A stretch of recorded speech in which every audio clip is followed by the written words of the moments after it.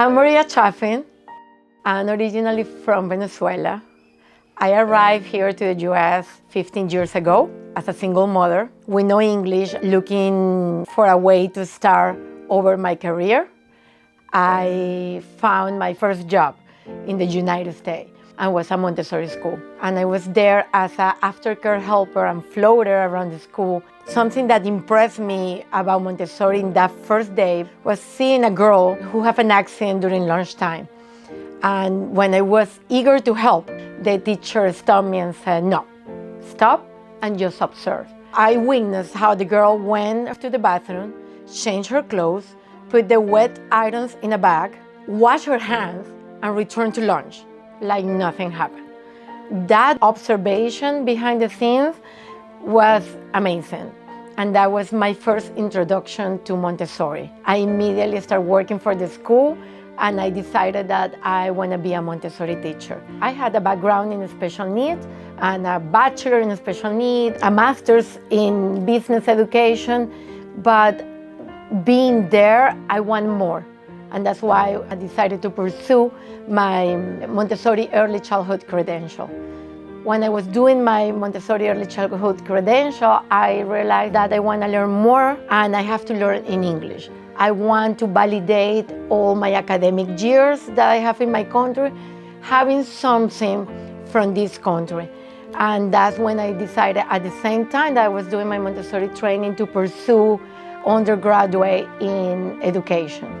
And I got my master in special education here, and I finished my Montessori early childhood credential. I think that was the hard part for me, was to get my first classroom. The director of the school was concerned about my accent, because at that age group, you need to teach the sounds of the letters. But that didn't stop me. I spent hours sitting on the floor with the sound boxes, trying to sound all the letters to practice and perfect each sound. I went, I did all the sounds of the letter for the director, and she couldn't say no, of course. And I told her I'm not willing to change my accent because I'm proud that English is my second language, but I can work in the letters, the sounds of the letters. That's what I did, and that's how I got my first Montessori classroom. I discovered doing that I was the landing zone for all kids with challenging behavior. All those kids in the school that the teachers couldn't manage, or they were too hyper, or were something that they couldn't deal with, they will send to Miss Maria classroom. And that's why, after seeing that was a need in the Montessori world for Montessori teachers to learn more about how to work with neurodivergent students, how to work with a kid with ADHD, how you can manage a kid with autism, or when you just have a behavior, and how you can manage that behavior in the Montessori environment. Seeing that need around me and seeing that teacher that get all those kids is when I decided to step away out of the classroom and start pursuing training.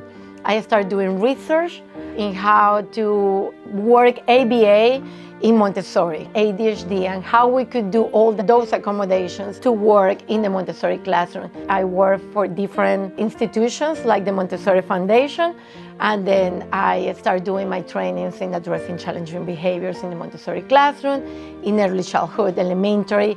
I work until middle school and high school as well. And I started doing training courses specific on autism and ADHD. There were parents seeking for information, and there were teachers out there looking for more. That's why I born Montessori Behavior. And I started giving teachers and parents advice on what you can do if you have a neurodivergent kid. At the same time that I was doing all of that, I was learning myself. I was doing Montessori at home with my son. That's why Montessori impacted not only my career, but my life. Because my son, since he was 18 months, he was doing Montessori at home.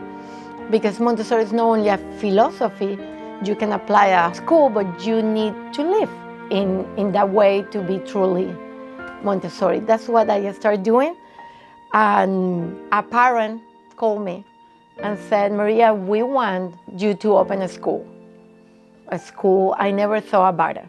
A school was never in my plans. I think my plans always have been helping kids that think differently, helping kids that need something different and help them. But I said, wow, but maybe I need to open the school because this is the only way I can show teachers how to do it. Not only in papers, not only through a training program, but they can see live how to practice inclusion. Because I'm a firm believer that all kids, neurodivergent kids, neurotypical kids, we should be all together because we should learn from each other. But in the moment that we segregate the kids to a different classroom because I learn different or because I think different, we don't practice inclusion anymore. That's why I created Seed of Life Montessori Academy. We practice inclusion. We have kids that go from 18 months all the way to middle school. When I decided to open a school, the pandemic hit. And I said, but we need to do something where we don't have to use masks. I didn't want masks during the pandemic because I work with neurodivergent kids and I knew the impact of masks in younger kids. That's how I create learning pods. And Seed of Life started with 2 learning pods in Sarasota, Florida. One that was in Sarasota, Florida, and the other one in Lakewood Ranch. 2 families opened their home with 500 square feet that we can set up a whole Montessori classroom. I was looking for the best teachers that knew Montessori that were able to help me with this project because with the pandemic, having 2 learning pods will not able me to be with them. And from there, we transitioned to this place and we created Seed of Life. Parents were happy. We didn't have during the school year to wear masks. And we start with 70 students in the pod. Now we are in 60 students in total in the school. Something else about me, I struggle like other people. I struggle with my English, but that didn't stop me to build the career that I want to build here in the country. And I knew that I have to learn the language to be able to practice and do everything that I want. I think something that differentiates me and helped me is that I'm neurodivergent as well. I have ADHD.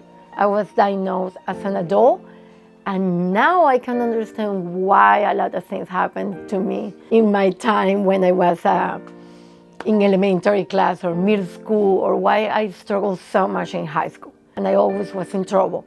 I was that trouble kid. I didn't want to go to school and hated the school and I didn't want to learn. But when I was out of the classroom, when I went to college, that opened my mind. That's why I think when I saw Montessori live for the first time and I saw all that lesson, especially in elementary, that blew my mind and said, wow. That's why I think every child deserves to learn in the Montessori way.